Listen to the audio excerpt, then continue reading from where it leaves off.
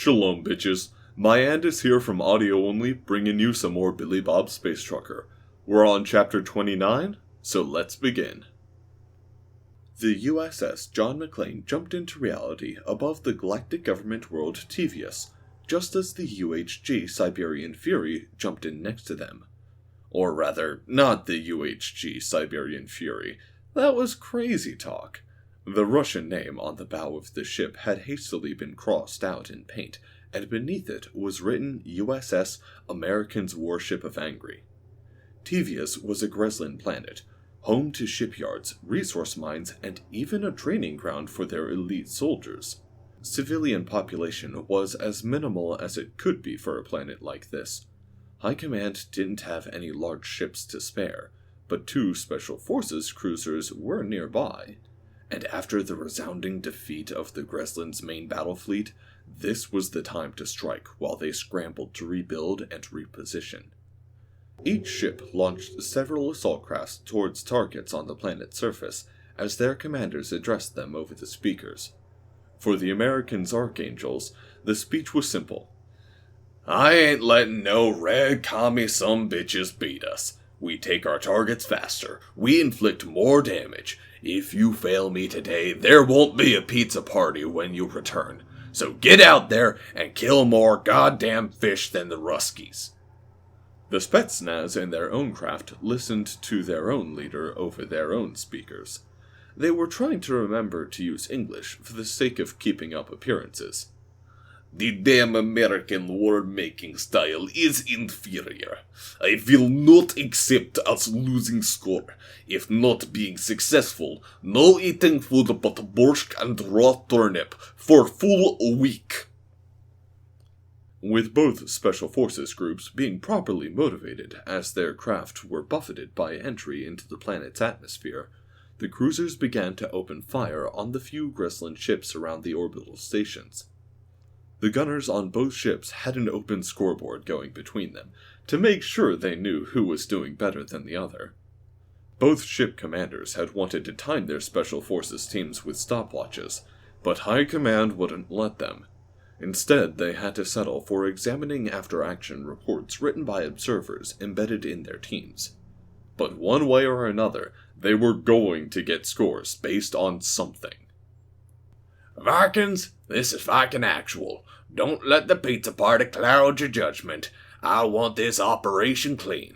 We'll crush these robofish and beat the Ruskies all on our own time by doing this right. Clear your objectives, but don't get reckless.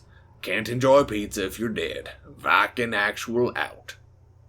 The assault craft landed with a thud, the doors opening wide as the power-suited humans poured out.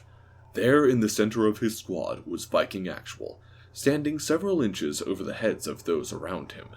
He wasn't satisfied with the normal rifles that were standard for Archangels, and instead had a custom Browning 50 cal made for his use. It was fed from a belt leading to a case on his back, and while he had to fire it from the hip, that was the nice thing about 50 cal bullets. Getting close to the target counted. Viking Squad fanned out around their captain, while Berserker Squad deployed to their left, and Cossacks deployed to their right. Their call sign had been chosen years ago, and they'd be damned if they changed it because they had Spetsnaz support now. The 3 squads had been assigned to attack a Greslin training base. 15 Archangels against a few hundred robofish. Well, 15 Archangels and 1 combat surgeon in a white power suit, who was supposed to also keep score. Viking was approaching the front gate, the 4 around their captain shooting the guard stations up front.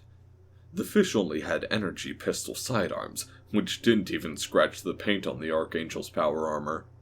They took up positions on either side of the shot-up guard stations, letting their captain take the lead. To the left and right were squad barracks, built out of some cheap prefab-style material. Didn't matter what military you were in, barracks were made by the cheapest bidder. 3 of the Greslins burst free from the nearest doors, energy rifles in hand. That was when Viking Actual opened fire. The Browning spat out those heavy rounds with a distinct dun-dun-dun-dun over and over again, splattering those three as he kept walking along the side of the barracks. The rounds slammed into the walls of the barracks, and from the sound of it, the fish inside weren't having a good day. The rest of the squad covered him, picking off the Grislins who were trying to run out of the barracks to his other side with quick bursts. When more began to emerge, Viking Actual finally turned, never letting up on the trigger as that heavy thud continued to fill the air. Dun dun dun dun! The few robofish who were outside when they got hit with the rounds went flying against the nearest wall. Hitting a human with a 50 cal round was very bad for the human. Hitting a Xeno built for lighter gravity? Devastating. There was a slightly smarter group of robofish who appeared at the top of the roof of the shredded barracks with a matter slammer. The rest of the Viking squad began to pepper them with fire, but they got a shot off and ducked down behind the edge of the building for cover. There was a shower of dirt and smoke from the explosion, but before the robofish could celebrate, a 50 cal round slammed one clear off the roof. The smoke cleared as Viking Actual returned fire, standing next to a crater that could have been him if the robofish had been a better shot. The two barracks were quiet at this point, but the buildings across the parade ground looked to be getting ready. "Squad, take positions in the buildings," the large human said as he let the Browning cool off, the red barrel steaming as he stepped forward into the parade grounds. The other Archangels moved into the barracks, stepping over the exosuits that had been tossed around by the indiscriminate 50 cal fire. While they repositioned, however, the captain saw a much bigger exosuit approaching from the far side. It had to be around 10 feet tall, sporting some gauntlets and much sturdier looking armor than the main Grislin soldiers running about. Raising the Browning, Viking Actual began to fire once more, the heavy rounds zipping over the parade ground. But this exosuit wasn't going down so easy. Those gauntlets hummed as a shield of energy stopped the incoming rounds. The captain braced for return fire, but the exosuit apparently wasn't armed. So instead, the human inside the suit grinned and set the 50 cal down, disconnecting the feed from his pack. Then, hands-free, he motioned the thing closer with a wave. "Squad, focus fire on the matter slammers, but don't touch the big guy coming towards us. I'm itching for a real fight." He began to jog forward as it did the same. They met in the middle of the parade grounds, human on one side, Grislins on the other, exchanging fire while the two titans squared off. It leaned in with a mighty haymaker that Viking was easily able to dodge under, delivering 2 body blows as he slipped by. It swung back around, lashing out with a leg faster than he'd expected, and it caught him in the chest, knocking the human in the power suit onto his back. When it raised both fists to bring them crashing down, however, the human was faster, rolling out of the way and jumping up to punch the machine into the sensor-filled head. The fight went on, trading blows, ducking and diving. The human wasn't as strong as the exosuit, or as durable, but he was faster. He could bounce from foot to foot, ducking, bobbing, and weaving, only to dash in and slam those power suit fists into the machine's body time and again. This was while fire rained down around the two, an energy bolt slamming into him here or there, while the Grislin took his own share of fire. But they ignored the ranged combatants for now. Finally, the human saw his opening, ducking under another wild punch to slip around the machine, driving his foot into the back of its knee. As the machine stumbled forward onto one knee, it reached out to try and stabilize, which was when Viking Actual grabbed it by the arm under the shoulder and pressed his foot into the machine's back. He grunted and growled, and then, with the cracking snap of metal giving way, yanked the arm free, which he immediately began to use as a club to smash the rest of the machine with. It staggered and fell completely, raising a hand as the body cracked and dented, water escaping as he finally started beating the life support pod in the middle. "All right, time to see what you fish look like," he muttered.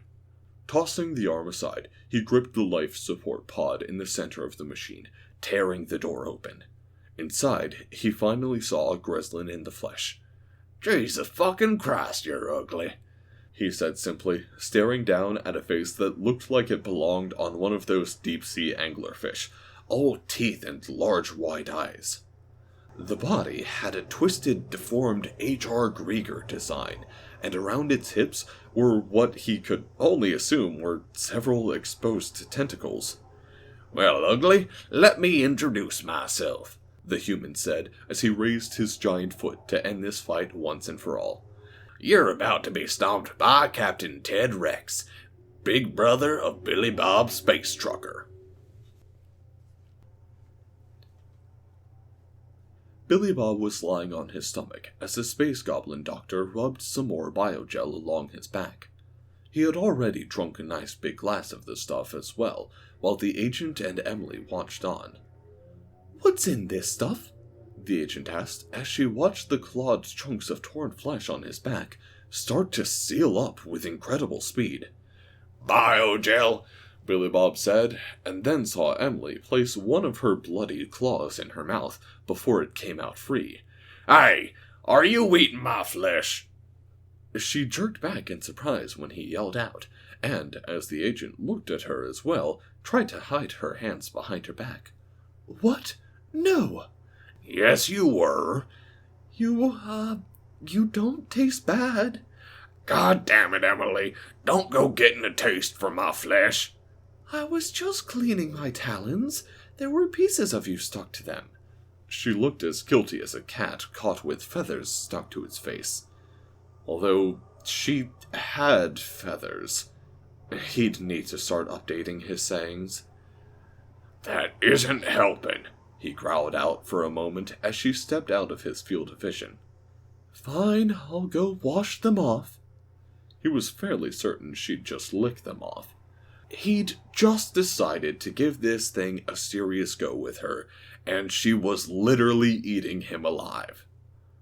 "Okay, back to our discussion, however," the agent persisted. "What's biogel?" The doctor, who Billy Bob thought was named Akula, but hoped he'd misheard, spoke up. "It's a compound of nutrient-rich gel, very small machines designed to assist healing. In most species, they need the gel for the machines to survive long enough to be effective without taking too much from the host body, since that would defeat the purpose. But you humans are so damn dense and have so much biological material to use, the machines work much faster and for longer than I've ever seen." "What? Like nanobots? Those exist?" "Yes, why wouldn't they?" the space goblin asked as he watched Billy Bob's back heal. "Well, we sort of stopped most AI research after all the suicides." "Your scientists were committing suicide?" he asked, looking back at her. No, the AI were committing suicide. We couldn't create an intelligent machine that was happy with existing because we'd made it for this or that. We couldn't figure out how to keep them from destroying their own hardware, or begging us to do it for them. It was miserable, so we stopped the research." "Wait," they heard Emily walking back. "You created intelligent machines, like ones that could learn and think." "Yeah." "Do you have any idea how insanely dangerous that is? We always theorized intelligent machines would become hostile to organic life and try to wipe us out," she said as the space goblin nodded. "I must agree with her. That's been banned research across all space for some time. The possible threat was too great. I suppose it's just good that your experiments failed, but why would you even risk such a thing?" "Well," the agent paused, trying to think it over, as Billy Bob spoke up. "We do that shit all the time. Some people thought they'd take over the world or kill us, but we wouldn't know until we tried. Same as detonating our first atomic bomb. Bunch of scientists thought it might ignite our atmosphere and kill the planet. Still did it. Not to mention we were making small black holes and studying them before we even had a colony off our planet. We might have totally killed off our entire species then and there." The agent laughed and nodded at that. Yeah, that's a good point. It's, classified information. Fuck it. Something similar happened when we first had to test our skip drive. Some of the engineers thought that by activating it, we might unravel the thread between space and time and various realities and stuff. And just sort of stop the whole universe from existing all at once. The two Xenos stared at the humans with clear looks of horror on their faces, but Billy Bob was grinning. So, what happened? They told the general in charge of the project, who told them they had a choice.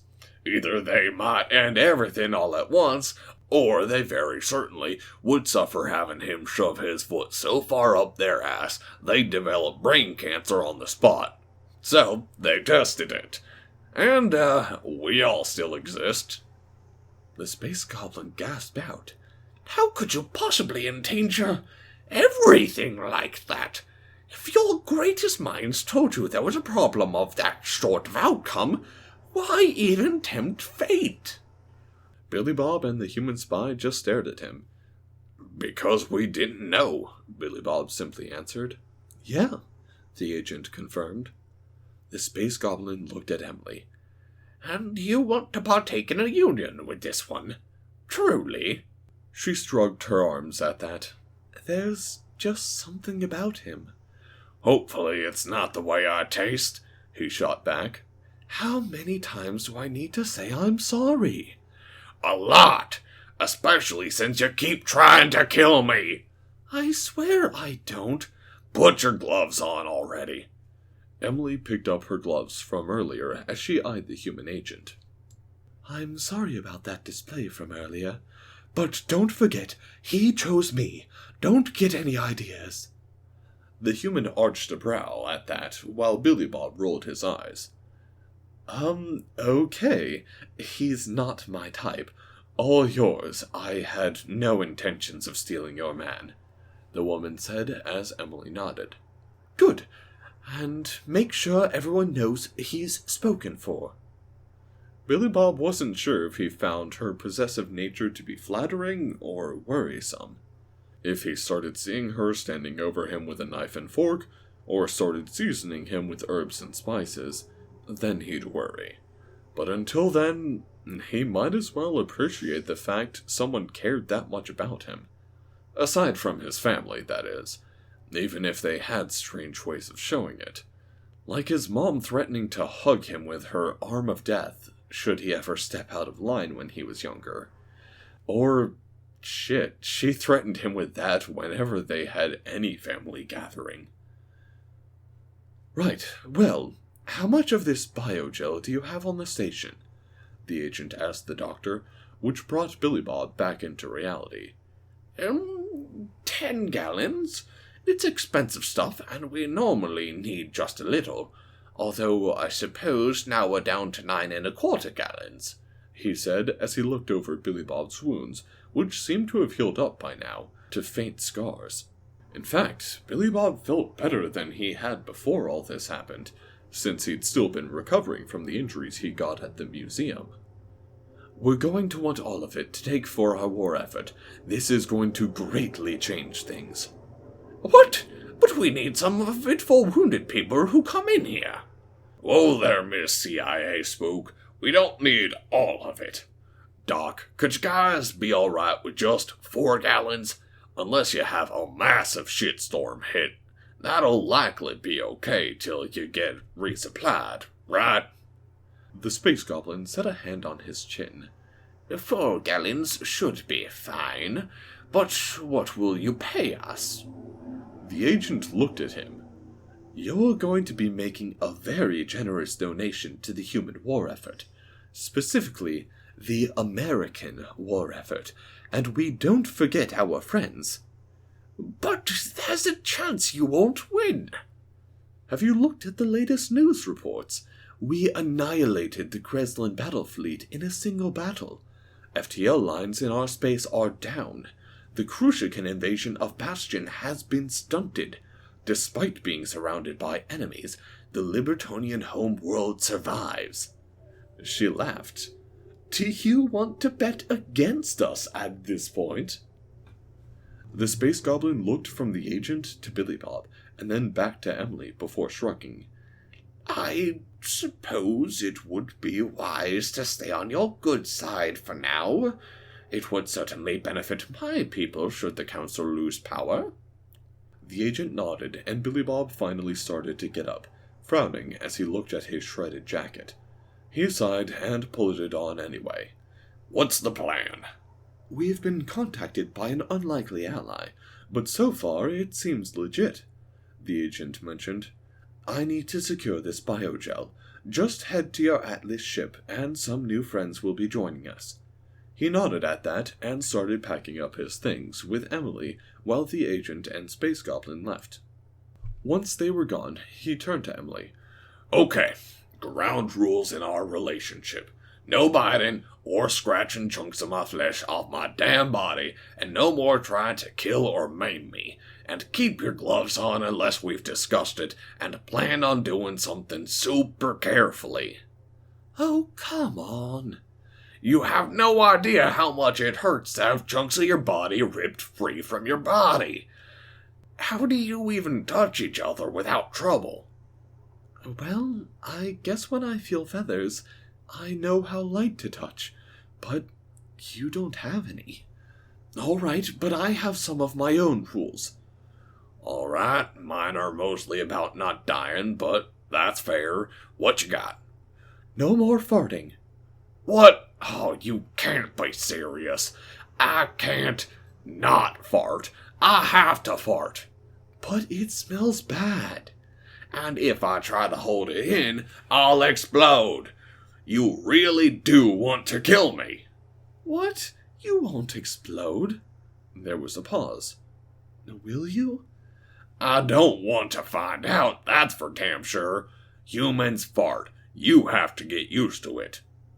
But that noise is so awkward, and it really just stinks. Thank you, Emily. Thank you for pointing out something our species has had to deal with for thousands of years. Your insight into my people astounds me. You obviously haven't been trying to deal with it all that hard. It's not like there's a solution. We have to do it. Don't you guys fart? Never. Well, it's not like that. Remember that time when you asked me what that smell was when we were listening to that Monarch song?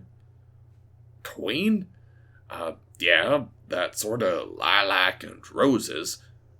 I am not sure what those smell like, but I think that's what you said. That was my version of what you'd call a fart. He stopped and stared at her. You guys fart flower smells, and you don't get BO because you fart out your armpits. He shook his head for a moment. Evolution isn't fair sometimes. Hey, your species is by far the densest and strongest intelligent species the galaxy has ever seen, so there's that. He shrugged and nodded, then finished packing up his stuff. There was a small crate on the Atlas that he'd bought the day before, during one of Emily's sleep cycles, a special gift he wanted to give her when the time was right. He hoped the spies hadn't left it out in the open, but other than that, he was set. They walked back out to the Rosie, and as he opened the hatch, he found another human standing in there wearing a dark suit. Around him were space gerbils. Space gerbils in suits! But they had such adorable fat bellies. "Hello, Colonel Billy Bob," the agent said, and Billy Bob realized it must be the guy who'd talked him through the Emily situation. "Let me introduce you to—" "Holy shit, it's a Monopoly guy space hamster!" he exclaimed as he saw a gerbil in a top hat with a monocle and a black and white suit. He ran up to it and reached down to squeeze his fat fuzzy face. "You're so cute!" The grown man picked the space hamster up in his arms and took a deep breath. "What are you doing? Put me down!" The hamster had been interrupted by Billy Bob blowing a raspberry on his exposed belly, making a fart noise echo through the ship's cargo bay. Oh, sir, that was delightful. Do it again. Billy Bob quickly obliged as the space hamster laughed and squealed, his arms and legs flailing around. Then Billy Bob tossed him in the air, which made the creature gasp and flail with some worry before Billy Bob caught him. That was terrifying. I almost soiled myself. Do it again. I want to fly again. Billy Bob tossed the space hamster into the air, who was laughing once more while the whole horde of hamsters clustered around Billy Bob, demanding to go next. Emily and the human stood off to the side, watching. Do you think he realizes he's playing toss with one of the most powerful counselors there are? The human asked. Do you think he would care if he knew? Emily simply replied, with a wistful smile on her face. In the background, Billy Bob was tossing space hamsters into the air and catching them every so often, giving on a giant raspberry as the fart's sound echoed with squeals and laughter. And so ends another chapter in the adventures of Billy Bob, Space Trucker. Alright guys, I hope you enjoyed that one. Leave a like if you did, and please go ahead and subscribe. YouTube has started to change how the subscription box works, and if you want to be notified of all of my updates, please click the bell that is right next to the subscription button, and click the check for turn on all updates. If you don't, you may miss some of my updates because of how infrequently I actually put stuff out, so the algorithm may decide to stop putting stuff into your update box, your subscription box rather, and that would be a shame for all parties involved. Anyways, yeah, have a nice one, y'alls.